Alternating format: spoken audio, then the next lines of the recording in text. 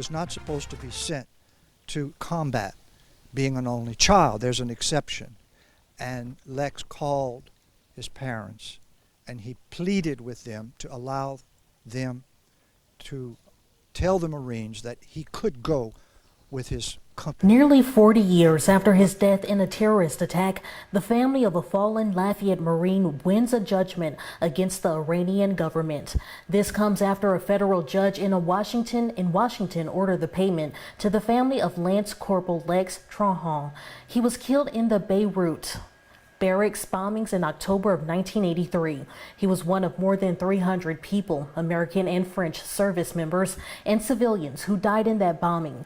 The bombing was traced to the Islamist militant group Hezbollah, with Iranian and Syrian involvement suspected. In 2003, a federal judge ruled the Iranian government directed the attack and allowed the victims' families to sue.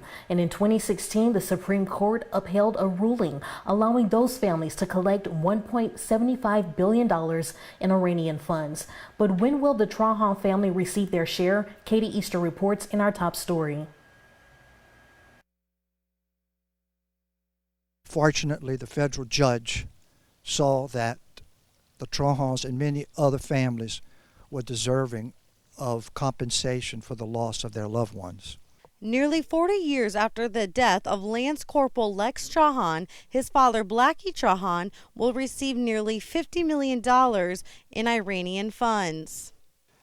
We are very confident that we will receive annual installments. Attorney Warren Perrin is representing Blackie Trahan. He says the money will come from two funds, the first specifically designed to pay victims of terrorist attacks, with the money coming from fines assessed against banks and governments that break international law. Right now, Perrin and other attorneys are seeking congressional authority to access the other. It's presently in Luxembourg, where a company has had $1 billion of assets owned by the Iranian government under seizure. And we hope to be able to, thanks the offer by Congressman Clay Higgins, has kindly offered to assist us in getting this bill passed. Perrin doesn't know when the payments would begin, but the news of the verdict is something the Trahan family has been waiting for. Well, he's very emotional. To have the court recognize not only the claim, but also the enormity of the verdict. I think it's ironic that the ruling came down the week of Memorial Day, and I know that it's tough for Blackie to go through that day, and I'm sure it'll be a little easier this year for Blackie. In Lafayette, Katie Easter, KTC, TV3.